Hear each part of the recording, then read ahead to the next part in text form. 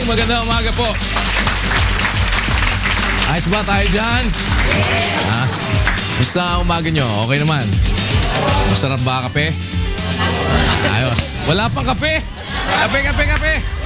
Ang bira, oh. Ayan. Welcome po sa Daniels. Ito ang programang Bawal ang Pikon, Get It Straight with Daniel Roson. Bisita po natin ngayon, bagong alkalde. At ito po ay bagong alkalde sa isang itinuturing na lungsod na pinakamalinis sa buong Pilipinas. Ano nga ba ang mga plano para mas mapaganda pa ang syudad? Let's welcome to the program ang ama ngayon ng lungsod ng Marikina, Mayor Marcelino Marcy Teodoro. Hi, sir. Morning, Mayor. Morning. Parang hindi ako sanay ng mayor. Parang sanay ako congressman eh. Oo, pero iba. Totoo, iba talaga. Iba. So, ano ba, hindi ka ba naninibago ng malaki dahil mula sa parang papetiks-petiks na trabaho, ngayon parang 24 oras ka on call.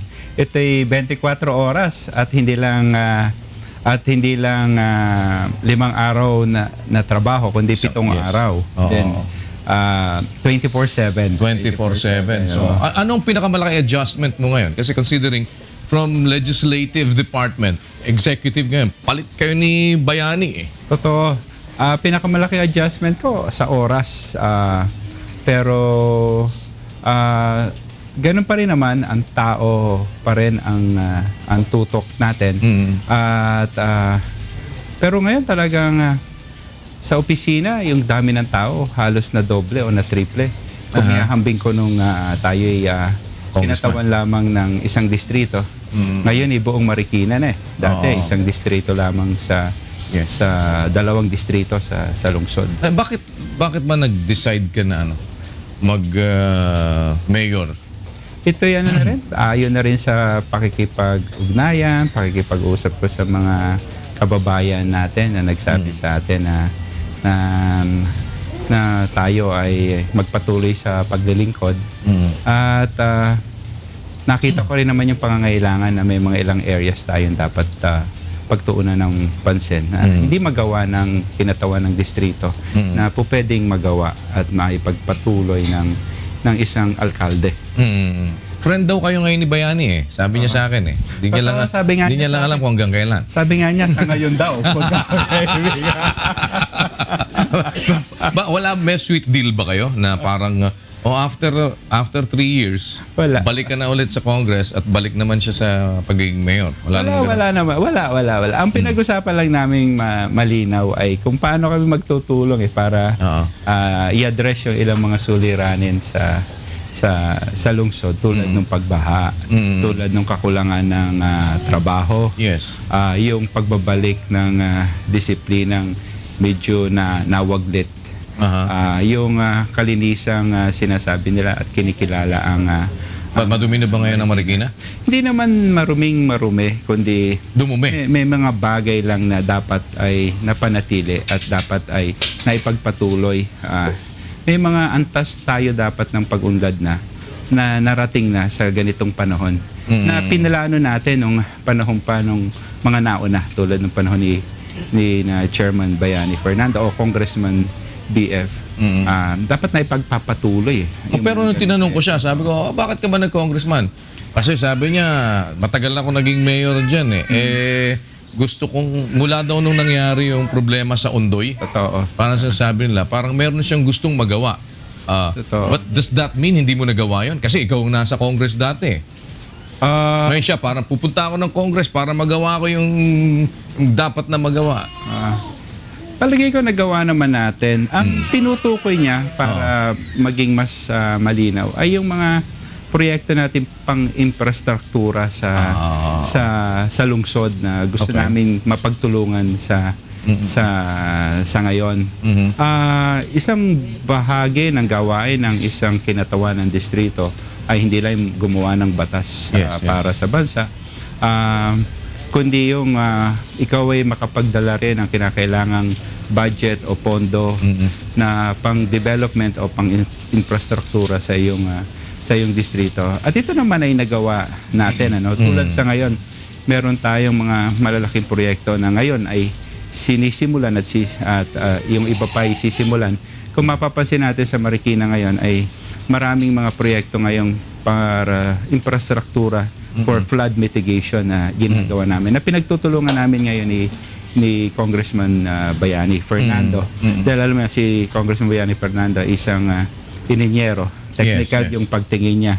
Ako naman ay mambabatas talaga. Kaya yung procedure sa pagbabudget medyo mas familiar tayo at mas kabisado natin. Ngunit pagdating naman sa technical, pagbabasa ng mga drawing, ng disenyo, at hindi natin matatawaran din na yung karanasan niya sa MMDA ay makakatulong dahil ang flood control basically ay nasa kanyang pamamahala rin. Yun yung sinasabi namin, pinagtutulungan namin sa ngayon. Sapagkat kung walang baha sa iyong lugar, papasok ang negosyo, at kung may negosyo, may maraming komersyo. umalis pagka ganun. Kung maraming umalis pagkatapos ng undoy, pagkatapos ng undoy.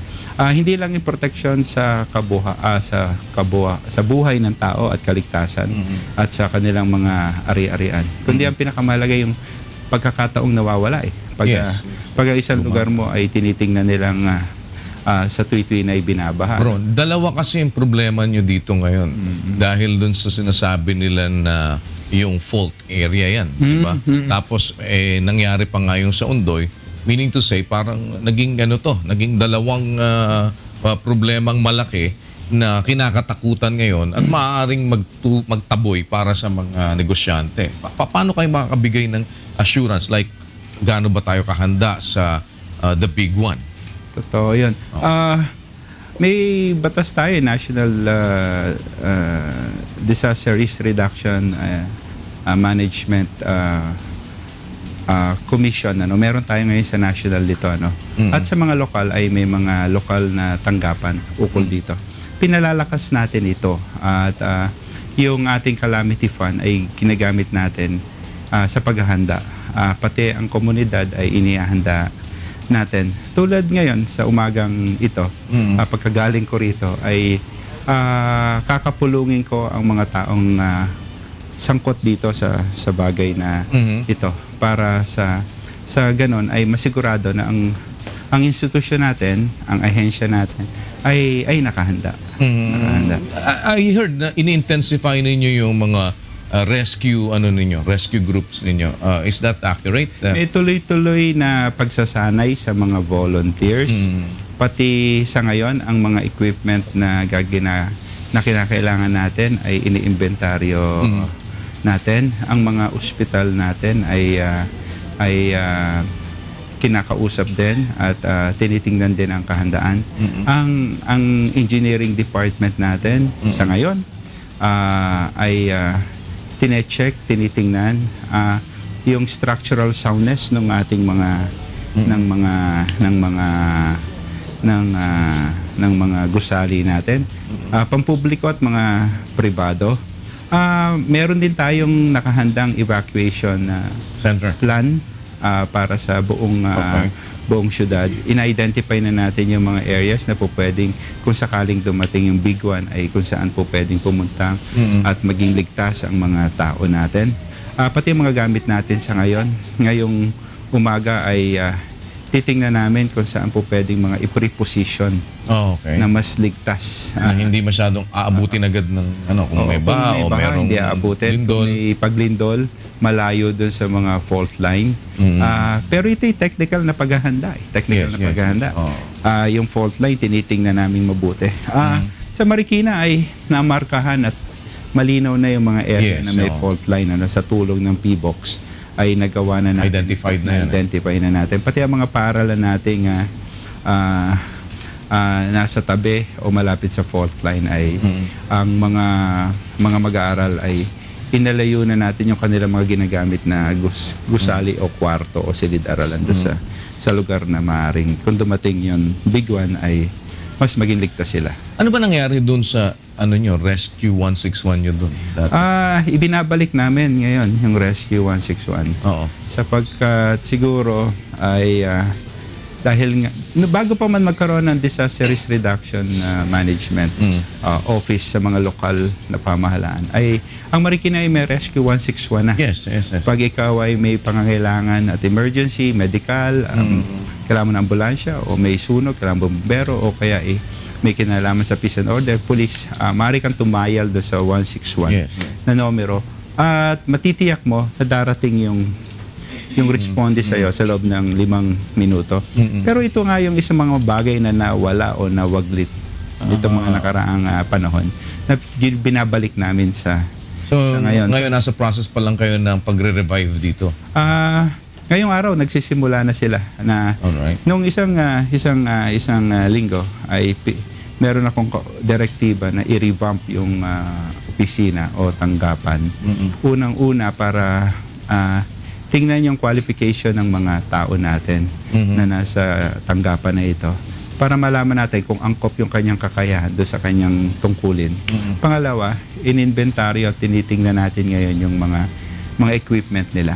Pangatlo, yung mga pre-positioning ng mga public safety centers natin.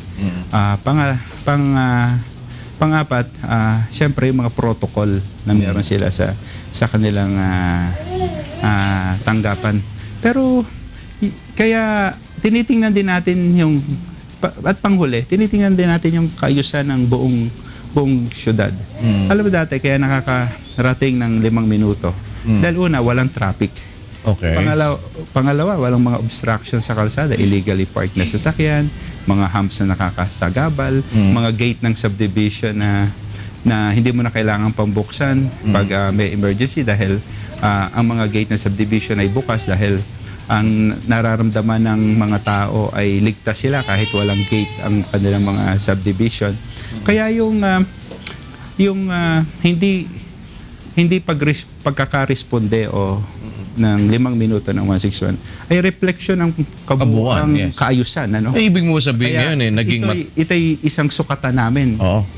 Ibig sabihin ba naging matraffic ngayon, maraming mga nakasara, ganun ba ang nangyayari ngayon? Sa kasalukuyan ko ikay taga Marikina, makikita mo yung ganong kaayusan ngayon na may mga may build up ng traffic. May mga subdivision nagsara ng kanilang mga gate dahil nangangamba sila sa kalagayan ng peace and order. Makikita mo ngayon may mga no parking areas na may mga nakaparada na illegal o kaya mga sasakyang nakasampa sa bangketa na dati wala. Dati ay wala. Kaya gusto namin maibalik tong Rescue 161 yung responde ng 5 minuto. Okay. Sapagkat kung maibalik namin to, makikita namin hindi lang naiyayos yung tanggapan. Hindi lang naitama yung protocol o yung orientasyon. Diba parang baka naman masyado maayos ang tanggapan. Kasi panay tanggapan na lang ang nangyayari. Tanggap ng tanggap siguro ng kung ano tinatanggap.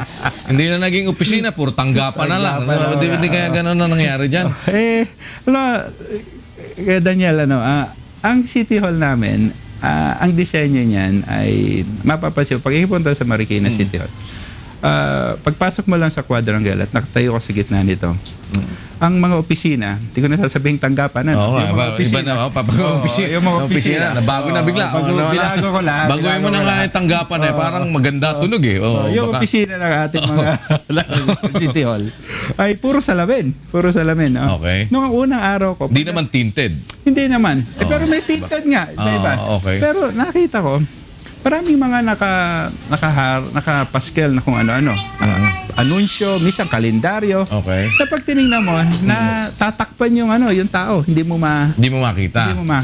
Kaya yun sa baka sinasadya.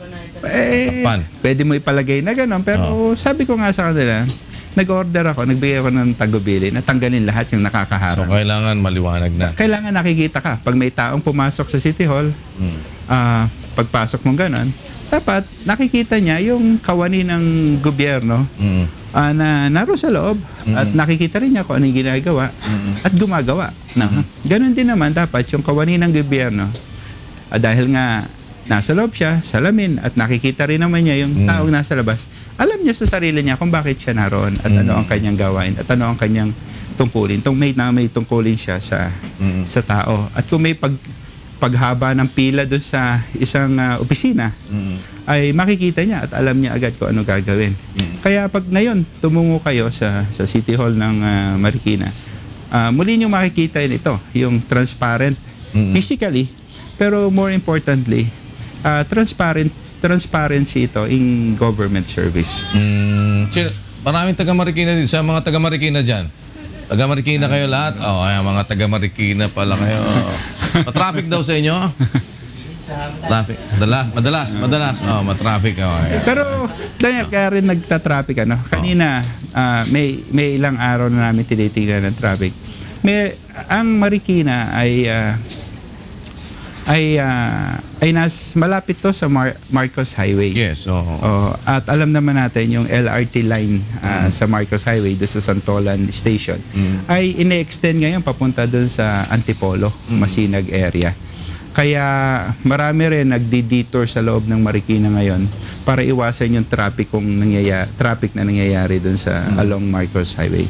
Pero ngayon ay nakipag-ugnayan kami sa gumagawa ng LRT at doon sa mga traffic enforcer natin along Marcos Highway at even doon sa Katipunan area sa Quezon City. Kadugtong-dugtong yan. Pero meron akong ilalapit sa iyo diyan pagdating ng siguro papatawagan kita, puntahan kita. Nakuha ng bawal ang Picon team.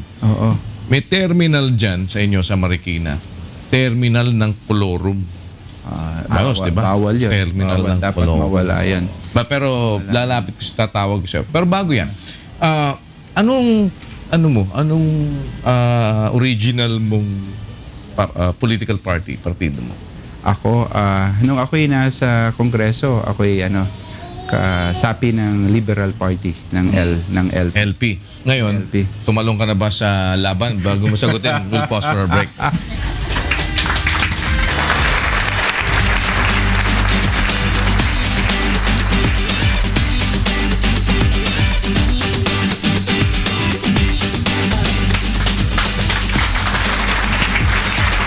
Mga taga Marikina. Yan. Itong programang Bawal ang Pikon. Get it straight with Daniel Roson. Sama pa rin po natin Mayor Marcelino Marcy Teodoro ng Marikina City. So, LP dati. Nawala si Erin Tago na yan. Tama yung programa si Erin. Tapos, ngayon, nasa LP ka pa rin o wala na? Lumipad at dumapo ka na sa PDP laban? Hindi naman ako PDP laban. So ano ka na ngayon? Nung ako'y tumakbo ng nakaraang eleksyon, dahil equity of the incumbent yung pinatutupad na polisiya saka by practice, ganun talaga. Ang nakalabang ko sa pagka-alkalde ay liberal din. Kaya hindi ako po pwedeng bigyan ng certificate of nomination ng partido ng liberal. Kaya humanap ako ng coalition partner din na partido ng liberal. Ito yung NPC, Nationalist People's Coalition. Kaya nung huling eleksyon, nung ako'y tumakbo, nasa NPC ako. So, babalik ka ba ulit ng LP o pupunta ka na ngayon ng PDP? Sa ngayon, mananatili ako sa NPC dahil ito yung partidong kumupkup sa akin nung nakaraang election. Tingin ko, tama lamang na manatili ako sa kanila. At sa ngayon naman, ang NPC ay coalition partner din pa rin ng liberal at ng PDP laban. Wala ba nakiusap sa'yo na huwag ka na tumakbo? Mars, huwag ka na tumakbo mayor. Ang totoo? Oo. Yung dating administrasyon. Kinausap ka? Totoo yan.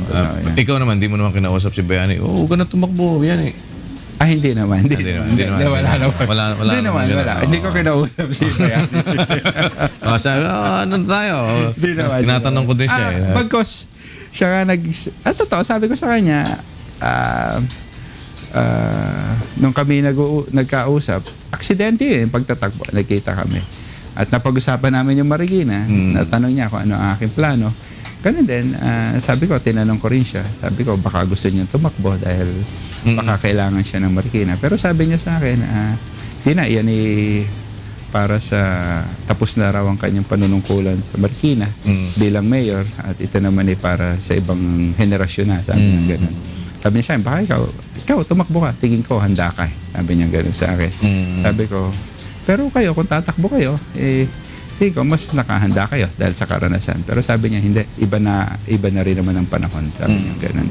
Tingin mo ba, kakayanin mo yung pressure ng executive na considering na parang ikaw yung kumbaga sabi ni Balagtas yung laki sa layaw. Na kumbaga, di ba, parang hindi ka sanay ng naiinitan, hindi ka sanay dun sa executive work na gano'n, di ba? Dahil iba yung mas spoiled ang Congress. Wala kang Sabado, Linggo, di ba? Ibang-iba talaga. Pero, hindi naman to para sa sarili. Pag inisip mo rin naman kung bakit mo ginagawa at bakit ka narito, ito'y para sa tao eh. Yun yung nagbibigay lakas sa akin sa ngayon. Yung mga makita mo na naiaayos mo yung mga pagamutan sa iyong lugar, yung mga health centers mo, para yung mga tao, pag pumunta ay mayroong doktor at may gamot na abutan.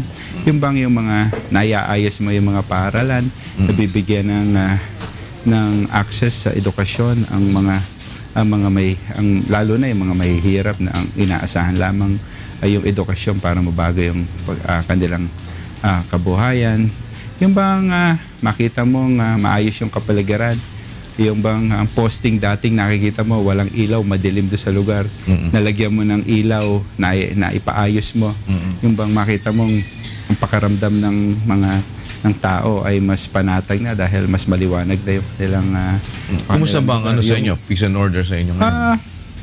Sa ngayon ay inaayos natin. Pinagbubuti natin pati ang serbisyo ng ating kapulisan. Kinausap ko itong bagong hepe natin sa Marikina. Sabi ko, gusto ko maibalik yung sa isang barangay may isang presinto ng kapulisan dahil nawala ito ng nakaraan.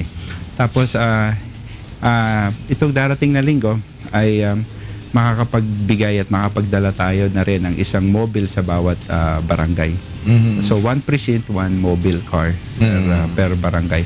Para masigurado lang hindi lang yung visibility, pati yung pag-monitor, preventive. Yung community policing nila ay magampanan nila. May curfew din ba kayo? Nagpatupad Sa ako mga minors? Sa unang linggo ko, nagpatupad ako ng curfew. Pinaigting natin. Minors? So, Minors, hanggang 10 o'clock? Hanggang 10 o'clock hanggang alas 4 ng umaga. Pero sa batas natin kasi wala na. Dati sa revised penal code may vagrancy tayo eh. So yung mga those minors loitering o beyond 10 o'clock, they can be considered as vagrants. Pero Bagansya, sabi Bagansya. Pero ngayon wala nang ganun. Wala na ngayon. Kaya yung curfew natin, ang nangunguna diyan ay yung social welfare natin ngayon. Dahil kinukonsider na yung juvenile, yung minors, nire-rescue natin sa labas. Ang pagpapalagay ng batas doon, mas ligtas silang nasa loob ng tahanan imbis na nasa labas sila. Ako naman dito mga nakaraang linggo talagang nag-iikot at talagang hindi ako tumitigil din pakipag-usap sa tao. Ang totoo, Daniel, nagbago na nga kulay ko pag tinignan mo. Medyo may guhit na.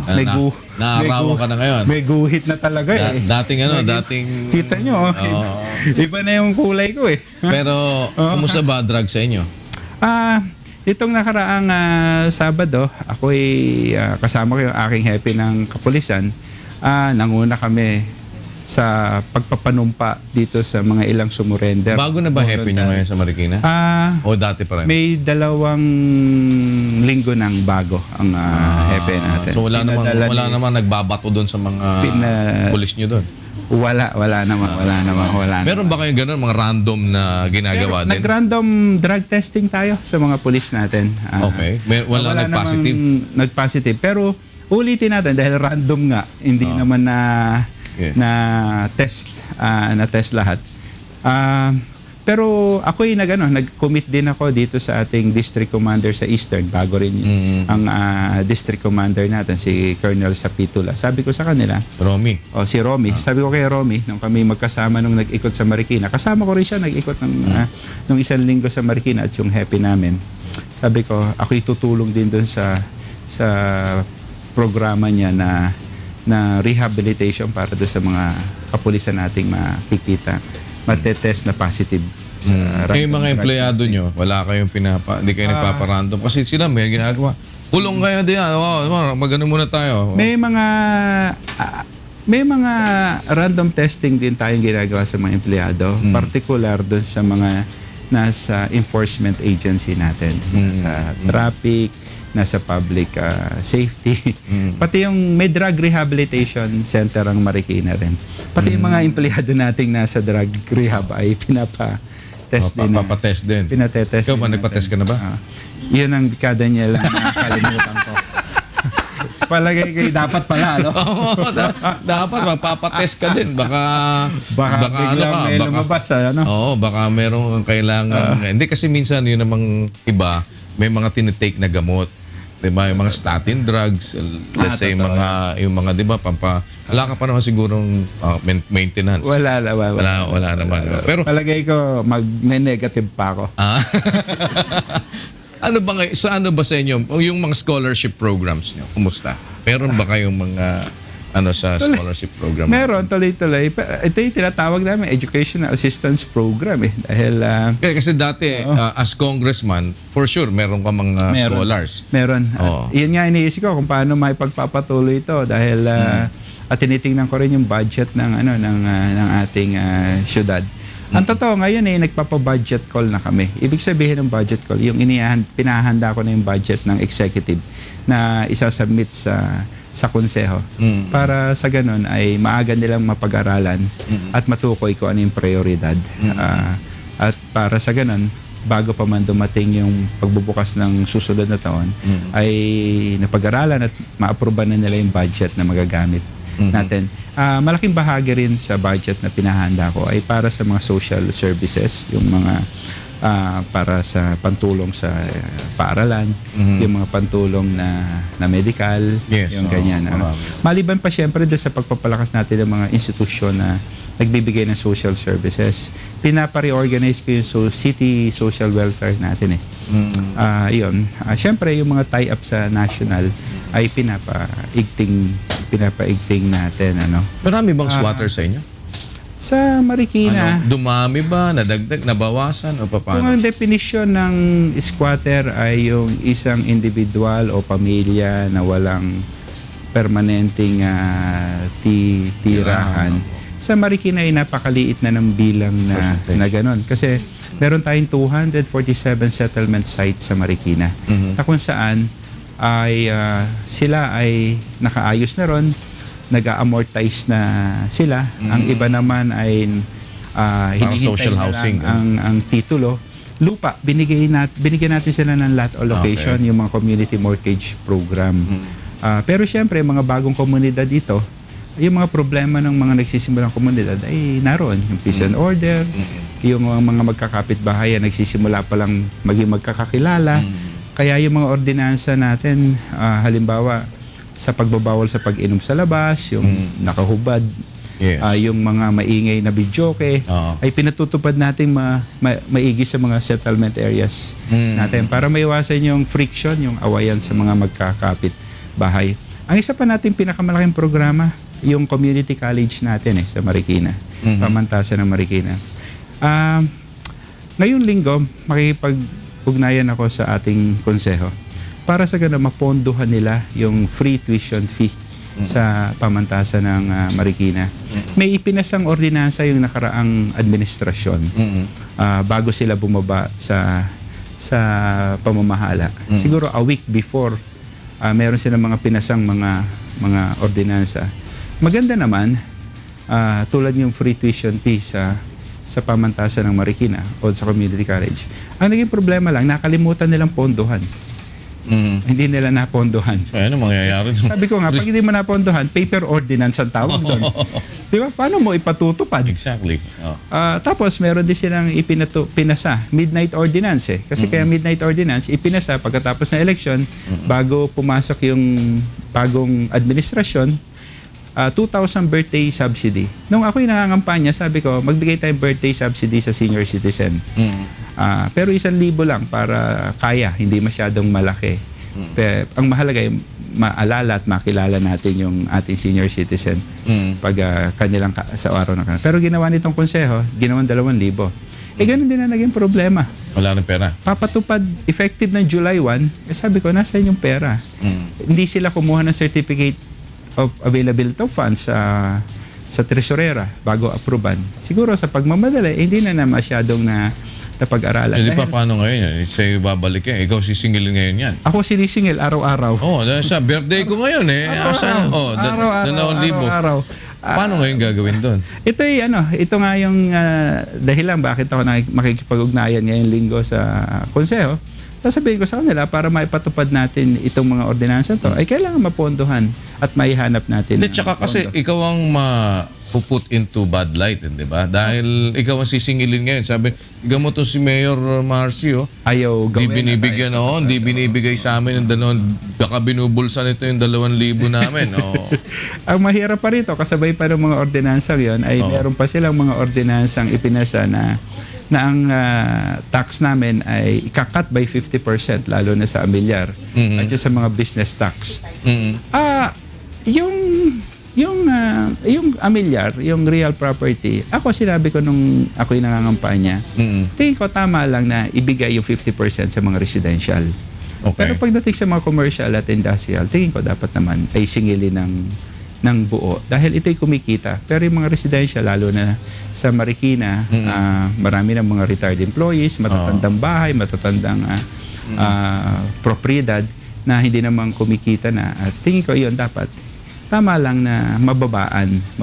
Pero ang ginawa na... Paano ngayon ang gagawin po dyan? Ito isusulong ninyo para pag-usapan ulit sa konseho?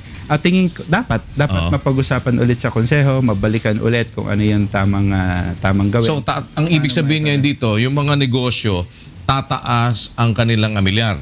Yung mga residential, bababa. Ganun ba? Kung mapapatupad yung gusto nyong gawin. Hindi naman, itatax lang sila ng tama kung ano yung kasalukuyang tinatax. Kasi ang totoo, bago sila umalis sa posisyon nila, nagkaroon nga sila ng mga midnight ordinances. 5 ito 5 tong mga ito.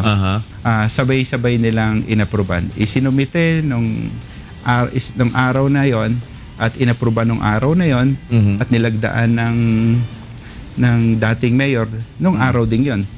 Talagang fast track railroad ang nangyari. Tingin ko itong mga ganitong ordinansa, lalo na kung mga tax ordinansa, dapat pinag-aaralan mabuti. So ano gagawin niyo po ngayon doon?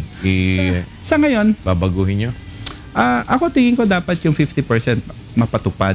Pero kailangan pagpapatupad dito, masigurado lamang still viable yung government operations. Hindi maapektuhan naman yung projected budget ng city. Kung ipatutupad, dapat tingin ko may tamang panahon ng pagpapatupad. Ito'y dapat sa pagsisimula ng taon.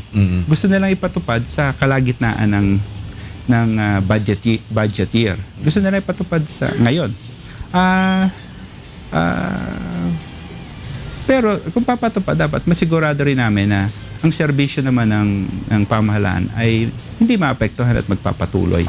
Ano ba, hindi maapektuhan na ang mga tao ng pamahalaan ay patuloy na tatanggap na kanilang sahod, yung mga gamot na kailangan sa health center ay maibibigay natin, yung pagpapaayos ng mga paaralan ay maipagpapatuloy, yung street repair and maintenance ay hindi mapapabayaan, yung peace and order budget natin dapat ay natitiyak para sa ganun ay mapanatili natin yung katahimikan sa lugar natin. Well, Mayor, hindi ho kaila ang Marikina ay kilala dati sa sapatos. Pero parang hindi na yata ganun kasigla ang sapatos ngayon sa Marikina. Ano ho ang balak ninyo? Sino ho sasapatusin nyo dyan? Bago nyo po sagutin, babalik po kami. Dali lang.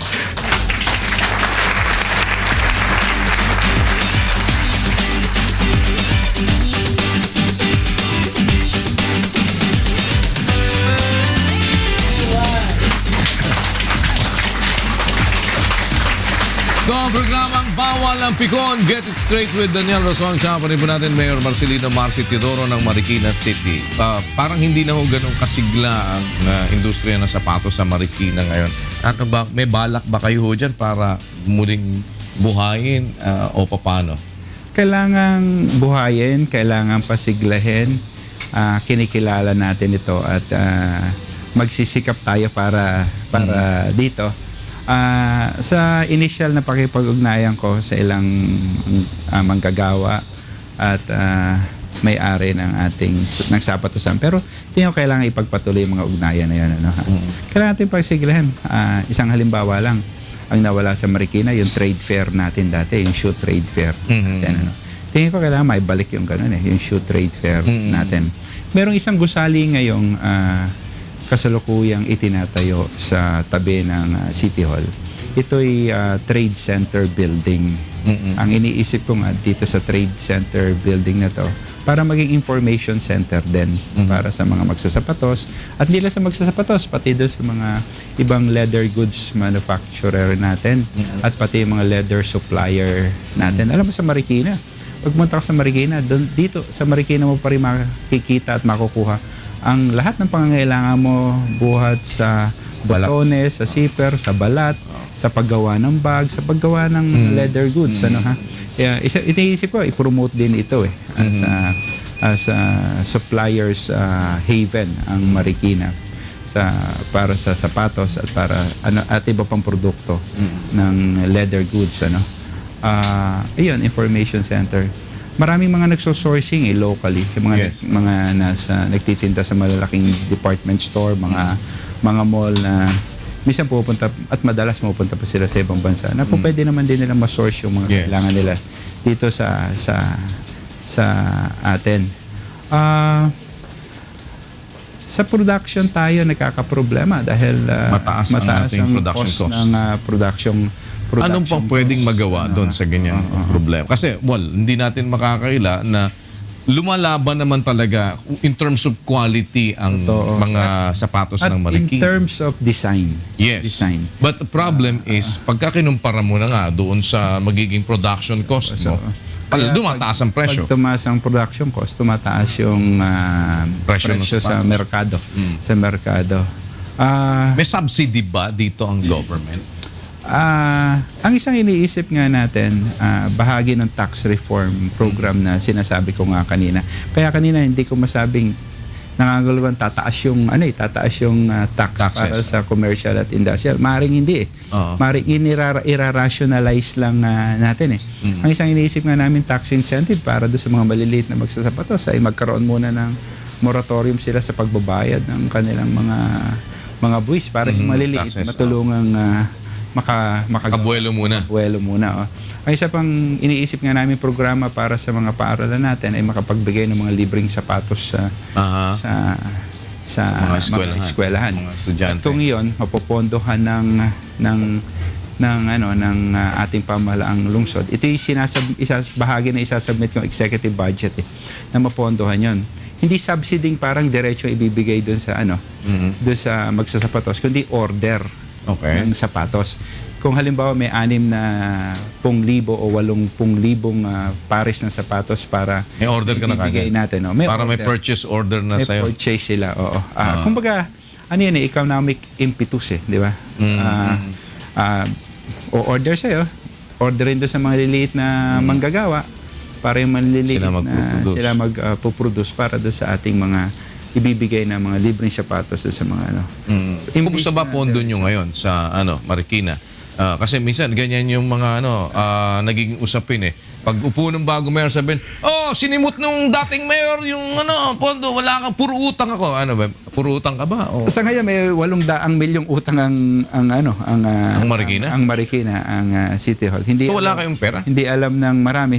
Ako ayaw kong sabihin walang pera dahil gagawa tayo ng paraan para pero 800 i-rationalize ano yung 800 milyong utang na yun? Nangyari doon? Kayo na inaalam ko mabuti pero ito yung mga nasa proyekto rin naman. Yung iba ay napatupad, yung iba ay hindi pa naipapatupad, yung iba ay nasa proyekto na, pero sabi ko dapat mag-right cost, right project tayo Pinapa-recompute ko lang yung ibang mga proyekto para bumaba ng konti yung halaga, para yung matitipid na halaga ay magamit naman para sa iba pang proyekto. Ano ba plano niyo po dito? Meron ding mga ilang sasakyan binili ang City Hall, lalo na nitong bago mag-election. Bigyan ko kayang halimbawa. Maraming mga bagong binili sila, binigay sa mga mga hepe ng iba't ibang departamento sa ng ahensya ng o opisina. Opisina. Nakatanggap. Opisina. Oo. Halimbawa, ang ginawa ko, nangailangan ako ng 16 na sasakyan para gawing mobile para sa 16 na barangay. Barangay. Hindi ako bumili ng bagong sasakyan. Ang ginawa ko lang, ininventaryo ko yung mga ibang departamento na minsan 2 sasakyan, 3 sasakyan. Sabi ko, kukunin ko na yung 2 mong sasakyan. Baka na may 1 sasakyan lang ang kailangan mo. Yes. Gagawin ko na lang mobile ng So, kumpleto na ngayon ang mobile nila. Kasi dati nag-sharean daw yan. Tapos itong Rescue 161 natin, nakita ko, 2 o 3 ang ambulansyang ginagamit. Kung 3 ang ambulansya mo, nagkasabayan 2 tawag o 3 tawag ng emergency, paano kung may tumawag na pang-4? Paano ka re-responde? Napansin ko, marami rin mga opisina tayo at ibang mga departamento.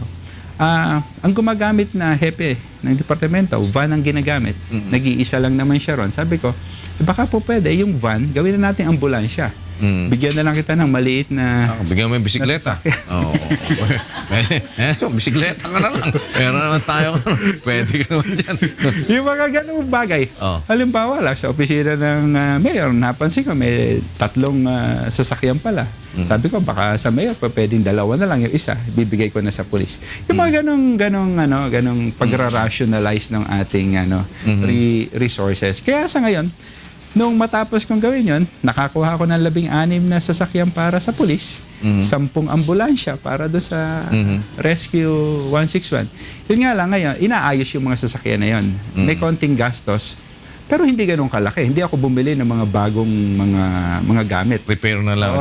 Repair, saka yung, halimbawa yung van, kinonvert na lang na ambulansya, nilagyan na lang ng ilaw. Yes, Sa mga ganung paggamit, ganung pagsisinop sa resources na ginagawa natin.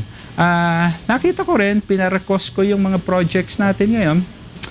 Halimbawa lang, sabi ko, projects. Yung isang malaking kalsadang bubuksan natin ngayon, ngayong buwan o kung hindi man sa isang buwan, ay yung Fernando Avenue. Ito'y nagdudugtong sa Marcos Highway papunta doon sa Sumulong. At meron pang isang major thoroughfare sa Marikina, yung Bayan-Bayanan. Ang iniisip natin ay buksan na yung Fernando Avenue, maidugtong na ron hanggang sa Bayan-Bayanan Avenue. Malapit dito yung ating diagnostic center. Para sa ganon, yung traffic na nanggagaling sa norte ng Marikina, yung mga lugar na Marikina Heights, Concepcion, yan, yung mga barangay na ganyan sa Parang, ay hindi nadadaan dito sa JP Rizal na main road natin na kung saan constricted na at congested na, ay dadaan na lang doon sa Fernando Avenue, diretso labas na doon sa Marcos Highway. Ito'y gagawin natin. Alam mo, pina-recompute ko lang yung mga cost ng project, naka-generate ako na isa pang project para doon sa kalsadang yan. Na hindi ko na kailangan pang magkuha ng sources. Magkuha ng bagong pondo o mangutang pa. Yun nga lang, kailangan i-realign, kailangan i-revert yung ibang pondo doon sa mas higit na importante prioridad. Kaya doon ko kinakailangan din ang tulong ng konseho ngayon dahil kailangan ko ng appropriations ordinance for the purpose. Ano bang plano niyo po dito? Ilang term bang gusto mo dito? Tinitingnan mo, tapusin ko yung 3 term, ganun ba? Hindi ko iniisip yung matagalang ganun eh. Ang iniisip ko talaga kung ano yung gawain ngayon matapos sa ngayon. Kung matatapos sa isang term, matapos na natin lahat yung kailangan natin eh. Pero ano ang political plan mo? Tatapusin mo ba yung 3 terms o ilan bang term ang Tatlo rin ano? Kongreso. 3 term tatapusin mo ba yan sa pagiging mayor o pagkatapos ng isang term plano mo agawin mo na ulit kay Bayani yung away na kayo? Bayani, ako na ulit diyan. Ano ba sabi ni BF? Sabi niya, magkaibigan kayo ngayon. Sabi niya, ewan ko, sa susunod na eleksyon, kung kaibigan pa kami. Gusto ko lang Gusto ko naman maging magkaibigan kami sa matagal na panahon. pero plano mo ba mag-3 term ka dito? Ako, kung ano yung hindi, ang totoo, hindi ko iniisip kung kung mag-second term ako o mag-third term ako. Tao na magpapasya Tao na ang magsasabi sa akin Kung gusto ka pa ba nila o hindi. kung kailangan ko pa magpatuloy o hindi. O lumayas ka na dyan. O parang sabi ko, wala kang magawa. Oo, parang balikan. Pero ano ho ang gustong maiwan ng isang Marcy Teodoro sa Marikina City? Kasi syempre, isang pagpasok mo, may idea ka kagad on ano yung gusto mong kumapit sa pangalang Teodoro. Diba? Kasi ano mo ba si Gilbert? Una, magka-apelyido kami. Apelido kayo. Alam mo, pag nagkikita kami, parang pakaramdam namin magkamag-anak kami. Pagka medyo maganda na trabaho, kamag-anak ko yan. Pagka medyo walang yan, hindi ko kilala yan. Ganun. So, ano ang gusto niyo makapit sa pangalan Teodoro pagdating sa pag-uusap ng pagiging mayor sa Marikina? Ako, ninanais ko hindi lang magkaroon ng physical na kaayusan ang syudad, Hindi lang maging tahimik, ligtas ang syudad. Hindi lang maging malinis. Sapagkat itong mga bagay na to dapat nasisiguro na natin. Dahil bahagi ito nung pagbibigay ng basic services. Mandato ito na itinalaga ng batas na yung na maging malinis, maging maayos, maging ligtas ang ating at ang gusto kong mangyari higit sa lahat ay yung ang ating mamamayan, ang ating tao masabi na ang kanilang buhay ay naging mas mabuti. Naging mas mabuti. Na ang kanilang naging mas maunlad, na bago. Gusto kong masabi ng tao sa ilalim ng pamamahala ni Mayor Marcy, na bago ang buhay ko. Naging mas maayos. Naging mas masaya kami bilang pamilya. Ang anak ko, ang isang magulang hindi nag-aalala na ang kanyang anak ay hindi makapasok sa paaralan. Na ang isang magulang hindi nag-aalala na ang kanyang anak pag dumilim at gumabi na ay nag-aalala na siya na baka hindi maging ligtas sa pag-uwi. Yung bang may mga parke tayo na kung saan o mga palaruan na kung saan nagagamit ninuman, hindi yung may mapupuntahan ka para kung ikaw gusto mo mag-isa, hindi yung pupunta ka sa mall pa, kundi merong tayong mga lugar sa Marikina na po pwede mong puntahan. So magwa-wifi free na rin kayo sa Marikina? May ibang pag parke ka, may wifi ba dito? Di ba parang okay, may mga ibang lugar sa Marikina na wifi free na. Ang problema, yung mga lugar na kailangan nating i-develop. May mga open spaces tayo. Pina-inventaryo ko to. May 220 open spaces tayo. Ang Marikina River Park ay may laking 220 hectares. Kasing laki ng Luneta Park. Ang Marikina na lang ang mayroong ganitong natural resource sa buong Ako pinadi-develop ko itong mga areang ito para sa tao, yung mapuntahan ng tao, kung saan pwede sila magtungo, ang pamilya kung halimbawa gusto magsama-sama, maggala. Hindi lang sa mall lang pupunta, kundi meron silang parking mapupuntahan. So, okay ka sa pagiging presidente ngayon ni President Digong? Happy ka naman? Ang tingin ko si Presidente tinutugunan yung sa palagay niya at ano yung nakikita niya na pangangailangan natin, yung peace and order kailangan. So, yun ba susundan mo ba din yung ganong track? Payak yun kailangan na ligtas tayo. Hindi po pwedeng pag kayo naglalakad sa bangketa o sa kalsada, iniisip, lumilinga ka sa likod mo, sasabihin mo, baka may kasunod. May mananaksak na lang bigla dito. Kumuha ng gamit ko o mablot ng aking daladalang bag. Hindi po pwedeng ganun Yung kapanatagan ng kalooban ay kailangan masiguro rin ang pamahalaan. Kasi marami sa Marikina ngayon, matataas bakod Diba? Pataasan bakod, dahil kahit saan ka naman magpunta actually ngayon, Mayor, di ba? Pataasan ng bakod, lalagyan pa ng bubog, lalagyan ng kuryente, di ba? Parang secure na secure feeling nila pag mayroong kuryente yung nila. Ako, meron akong isang karanasan do sa unang unang araw ko sa City Hall. Papasok ako, wala pa akong driver nung araw na yan. Dahil nga hindi pa ako nabibigyan ng City Hall. So ako nagda-drive. Pag drive kong gano'n, nakita ko may 2 pulis dun sa harapan ng City Hall. Tapos sa harap ng City Hall, no parking kasi daanan talaga may nakaparada. Binaba ko yung aking salamin ng bintana. Sabi ko doon sa 2 pulis, paalisin mo yung tong... Kasi hindi ka pala kilala. Hindi ka pala kilala ng pulis. Tinitingnan ako ng pulis dahil syempre, bago ko, hindi ako, sino kaya to? Sino tong negosyanteng Chinese na to? Parang... So, tinitingnan ako. Sabi ko, ako yung... Di pa kilala ako. Magalang naman ako nagpakilala. Ako si Marcy Chodoro. Ako yung bagong mayor namin. Ay, sir, ni-recognize na. Sabi ko, palisin mo yung sasakyan. No Illegally parking. park yan Sabi niya. Alam mo sagot sa akin ng polis? 2. Bata pa. Matikas. Sir, inabutan na namin yan dyan dumating kami, nariyan na ho yan.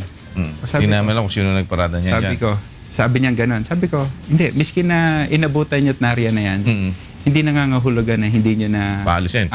Dahil yan bawal. Kaya bawal yan dahil nakakaabala yan. Meron niyang may dahilan bakit hindi tayo dapat magparada dyan. Gagawa ng traffic yan. Sa ngayon, hindi pa. Dahil hindi pa masyado marami dumadaan. Pero, sabi ko gano'n sa kanya. Sige. Di, umalis na ako. Hinanap ko na yun. Dahil ako inanita. Buhat nung araw na yun, hindi rin ako makapagparada doon sa harapan ng City Hall. Di ba? Ang mayor, pumaparada sa harap ng City Hall. Yung mayor ang gumagawa ng bawal. Gumagawa ng bawal.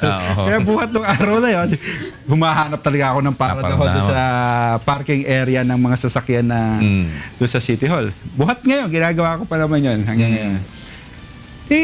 Pagpanik ko sa City Hall, dahil nga ang City Hall namin medyo nung araw na nakikita mo yung kapaligiran So, bago ako pumanik sa aking opisina, tinignan ko ulit yung ginawa ng 2 pulis. O tinignan ko kung wala na yung sasakyan. Inaasahan ko wala na. Nakita ko. Nandun pa rin? Nandun pa rin yung sasakyan. At nabigla ako. Siguro, hindi mapaalis ng pulis. Tinanggalan no parking?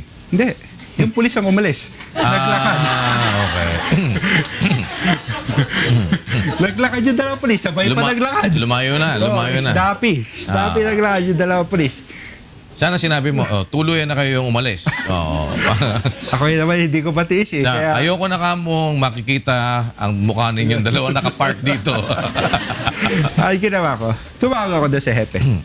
Yung hepe ko naman pala ay anong araw na yun nasa Krame dahil nga nagpapalit na ng bagong hepe. Tinawagan ko yung sa operations, yung chief ng operations. Pinapanik ko. Pinatawag ko yung 2 pulis. Sabi ko, ba't yung ginawa yan?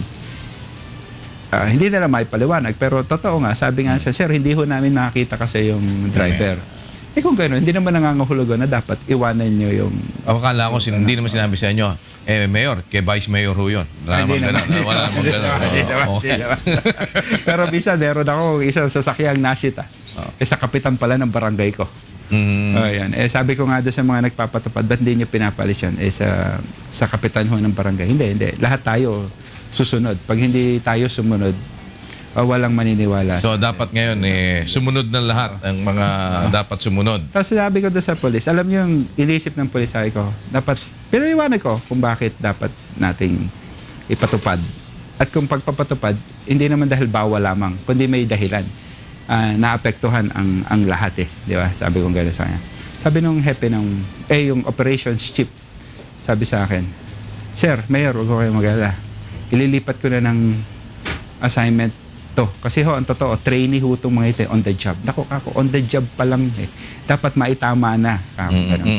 Ililipat ko na ng assignment, tapos maglalagay ako ng ibang bago dito. Sabi ko, hindi, wag mo alisin. Ilang buwan niyang magte-training, sabi niya, 6 na buwan. 6 na buwan, dyan mo lang yasay niyan. Para Dapat natuto na yan eh. Dapat na magpaalis. naintindihan niya. Na dapat yung tungkulin niya ginagawa. At hindi hanap buhay lang yung Ay, ganun kasi marami hong nakasanayan eh. Parang yung batas, basta batas lang. Pero sabi mo, huwag na kayo masyado mabisyo. Gusto nyo pa ipatupad. Ginawa na nga yung batas. Parang ganun ang nangyayari. But, so, just the same, ang Marikina ho ngayon ay makakaasa ba ng pagpapatupad ng striktong mga regulasyon at batas at wala na bang mga lagayan ngayon sa mga bombero diyan bago ka aprubahan sa permit mo ng fire, kailangan bumili ka muna ng fire extinguisher, mga tipong gano'n. Dapat wala nun. Lahat ng kawani ng pamahalaang lokal ng Marikina ay may sa pagtupad niya sa tungkulin, sinasabi ko sila dapat nasa proper uniform palagi. Yung proper uniform nila, ang unang makikita nyo yung kanyang pangalan. At yung kanyang hindi tanggapan opisina. Opisina. Yan. May natutunan ako ngayon. Opisina. Nasanay yata kayo sa tanggapan eh. Hindi naman. So, dapat kayo mayor, meron na rin kayo dyan para makakilala kayo ng pulis. Lagyan nyo, Mayor Chodor. Hindi ko naisip yan. Pero baka mamaya baka question ako. Baka pababay kayo. Bumaba ka dyan. Sabi ni Mayor, bawal magparada dyan. Ako nga si Mayor. Ayan. Kaya sinasabi ko sa ating mga tulong-tulong lang kung maaari lang. Kung meron nakikitang umabuso, nagkulang sa pagtupad sa kanilang tungkulin, o wala sa lugar ang naging pagganap sa tungkulin, iparating lamang ito. Meron ba kayong mga hotline na Mayor para yung mga taga Marikina na nandito madaling makatawag sa inyo? Ano ba ang pwedeng tawagan agad? Nagde-develop kami ng telepono pero sa ngayon sa 161 ay po pwede na. 161. Lahat. May sumasagot ba doon? Baka mamaya, party line. Ano ba? Puso pa ba party line? Wala nang party line ngayon, di ba? Alam mo, totoo, Daniel. Nagbago ko ng pinuno doon sa tanggapan na yan. May bago akong pinuno. Sa 161. Dahil nung nakaraang linggo, lumakas ang ulan, nung ako'y nag-ikot sa lungsod at pumunta ako sa kanilang opisina, nakita ko alas 4, alas 5 na ng hapon ay naroon pa sila, nasa loob sila. Di sabi ko dun sa operations chief nung disaster, sabi ko, nakaikot ka na ba? Hindi pa po eh. Sabi ko, ba't hindi ka umiikot? Ba't wala kayo sa labas? May monitor po, nakikita ho naman namin sa monitor, saka may tatawag ho. Pag tumawag, saka kami lalabas. So sabi ko, bakit? Ganun ang protocol ninyo? Opo. Sabi ko, mali yung protocol. I-review nyo, i-rewrite, isulat nyo, baguhin yung protocol. Dapat kayo nasa labas, meron kayong physical validation kung ano yung nangyayari sa labas. At hindi lang yun. Hindi lang dahil bina-validate nyo kung ano yung report o kung ano yung lagay ng panahon o ng kapaligiran, kundi higit sa lahat, may makitang kawani ng gobyerno, may makitang sasakyan man lang ng gobyerno, ambulansya o gamit, ang mga tao habang malakas ang ulan, tumataas ang ilog, meron silang yung kapanatagan ng kalooban, assurance, garantiya na may gobyerno sila. Sabi ko, ganun dapat ang ipatupad natin. Ang sagot sa akin, sige po, igagawa po namin ang report sa inyo. Sabi ko, parang hindi yun ang inaasahan ko. Dapat aksyon na. So pagkat galing ko sa kanilang opisina, nagpunta ako sa Baybay Ilog. Nakatayo ako siguro mahigit 1 oras. At alam ko, nakikita naman nila ako dahil may camera nakatutok sa akin. Siguro, iniisip na, ayun si Mayor na nakikita natin sa yes, Mayor. Kaya mo siya malunod doon. Yun nga pakiramdam ko eh. Palagay ko, pinag-uusapan nila ako. Ito, si Mayor, sana. Anurin to. Maundoy ka sana dyan. Alam mo, inaasahan ko sana. Ay, yung man lang pinuno ng opisinang yon o kaya ilang kawani ng opisinang yon ay bumaba man lang. Yun, ay makita kong katabi ko at sumama Pero natapos at umalis ako. Wala rin. Wala. Kaya sabi ko, hindi ganun ang inaasahan natin sa kawani ng ano. Tsaka yung 161 yun na yan. Tignan nga natin kung may sasagot dito sa 161. Subukan mo nga. Subukan mo. Para malaman natin kung 161.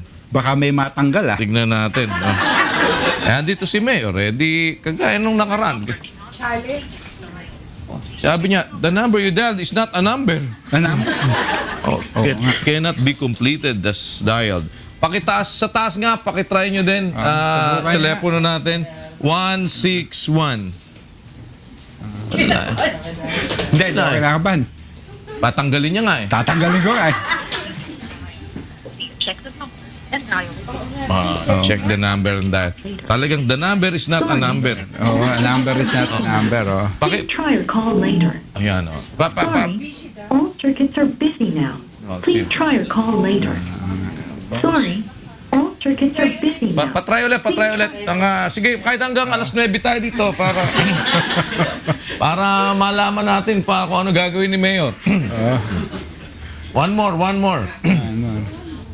Para alam ni Mayor na may tatanggalin, di ba?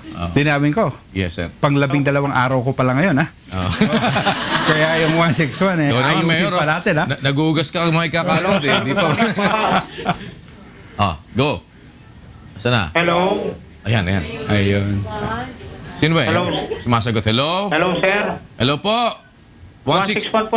Ano po may paglilingkod? 161 po ba to? Opo, 161 po, ng Marikina. Dito po ba pwede mag-report ng mga pagka may mga emergency? Opo, dito po. Dito din po ba pwede mag-report pag may mga nagre-reklamo? Opo. Nandyan po ba sa opisina nyo yung mayor nyo? Malayo po kami. Ewan ko lang po kung nandun po sa City Hall. Nandito po kami sa health office. Pumapasok ko ba ng maaga yung mayor nyo dyan? Hello, sir. Pumapasok ko ng maaga si mayor? Hello, boss. Hello, nasa 161 po kami, sir. Dito po sa health office. Health office. Ano Health po? office po, sa City Hall po si Mayor. Doon po Ibang lang po building. opisina. Ibang building po. Nasa ibang building. Opo. Pagka po ba may emergency kami, meron po ba tayong ambulansya, sir? Meron po. Meron pong mga available tayong ambulansya na naka-deploy po sa labas. May driver naman ho. Meron po, tsaka po yung NAR. Okay. Madalas po bang nandiyan po kayo sa ano? Ilan po ba operator niyo sa 161? Dalawa po. 24 oras po ba yan? Po? 24 oras po bang gumagana? Opo, 24 hours po, 3 shift. Kasama din po yung bumbero, sir? Opo, kasama po namin dito yung fire, yung raker. Sir, ano po pangalan nyo, sir? Atienza po, Rogelio Atienza. Rogelio Atienza. Kaano-ano po kayo ni Lito Atienza? Hindi naman ho, kamag-anak. Ano lang po, kapilido lang po. Batangas. Kapilido. Sir, may papakilala po ako sa inyo. Itong meron ho ditong naghanap sa inyo eh. Opo. Roger. Yes, Si sir. Mayor Marcy to. Yes, sir. Good morning, sir. Oo. Maaga akong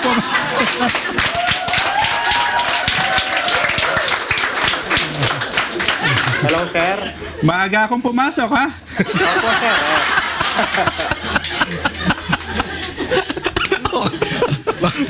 Roger, maraming salamat po. Si Mayor Marcy po yung nakausap nyo.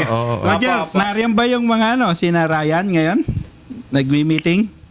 Nandun po sila, sir, sa kabila. Nasa health office po kami. Nandito po kami sa Communication and Command Center. Pati yung traffic, ha? Opo. Minomonitor nyo na rin. Opo. Okay, Sa very- Pro Radio po. Very good. Okay. Salamat to. Okay, sir. Welcome po. Welcome. Wag ko kayo magte-telebabad para makadali makapasok. Tatawag ko. Opo. Yes, sir.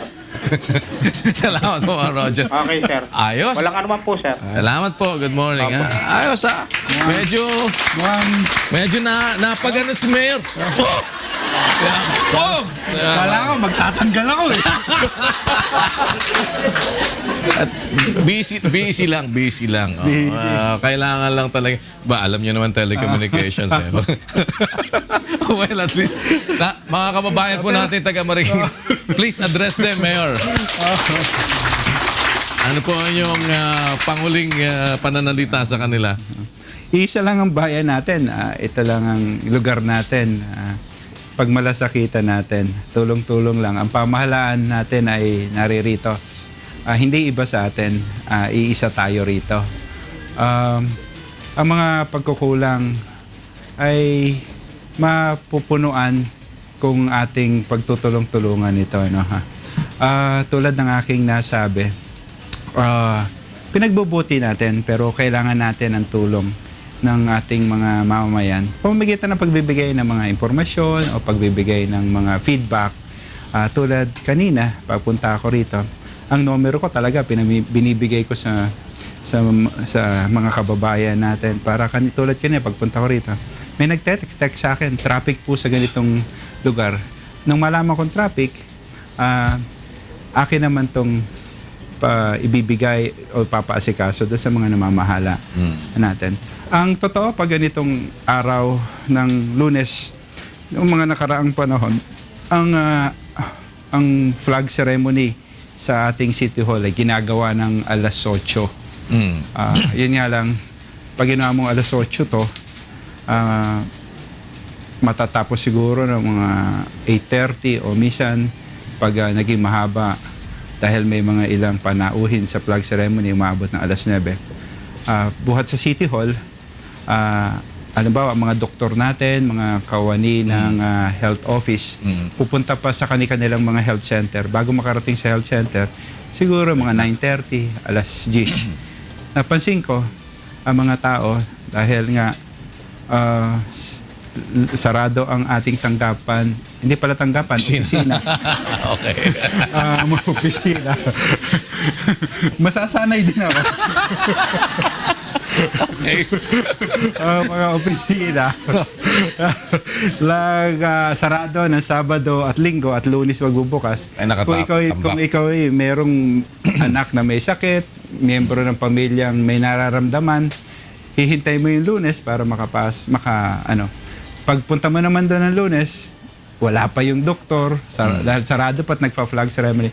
Kaya ang flag ceremony ng ating pamahalaang lungsod ngayon ay ginawa kong alas 7 ng umaga. Di ba pwedeng alas 6?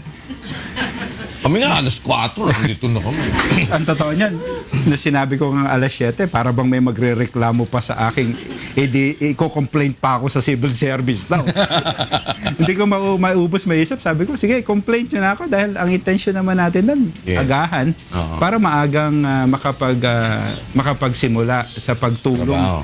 O lalo na yung mga doktor natin at mga kawani. Tanggalin na lang flag ceremony. Ang iniisip ko nga, tanggalin na lang yung nagre-reklamong empleyado. Biro lang. Baka mas legal pa yun. Sa bagay, pwede mong totohanin yun kung sakali. Dapat, ang panunumpa ng empleyado papasok ako ng maaga at magtatrabaho sa higit pa sa tinakdang panahon. Magre-report ako ng nakikita kung katiwalian. Ganun ang panunumpa ng kawani ng pamahalaan. Ito ay prescribe oath of office niya. Ang ibig sabihin, hindi lang hindi siya gagawa ng katiwalian, kundi magre-report din siya nung katiwaliang nakikita niya. Ang isa pang iniisip ko ngayon nga gawin niya na rin 24/7, lalo na dun sa mga natin sa disaster, sa health. Traffic, sa health. Ang iniisip namin, mag-broken hours din para sa gano'n. Halimbawa, Sabado, Linggo, kung meron kang pangangailangan, ay pwede ba naman kasi mayor yung emergency, halimbawa Sabado emergency, maubusan na ako ng dugo Sabado, hindi tayo kan Lunes saka na lang para totoo yun. mahirap naman kaya yata dapat ang susundan natin yung tao, yung pangangailangan niya paano patutugunan to. Kaya ang totoo, kung merong hindi lang ako ang naninibago sa aking bagong tungkulin kundi pati yung mga kawani ngayon ng pamahalang lungsod ng Marikina, naninibago sila. Dahil ang aking mga departamento ng mga hepe ng departamento ko, tinetext ko na alas 4 ng umaga, alas 12 ng gabi pag nakita ko may problema. Sabi ko talagang ganyan alter ego kayo ng ng mayor eh. Oo. Kaya mag-alala, sir. Malapit na mawalan sila ng signal. Wala akong signal. And we wish you good luck, Salamat. Mayor. At sana ho ay maging maayos nga ang inyong panunungkulan at pag-stay ninyo sa Marikina. Thank you so much for the time, sir.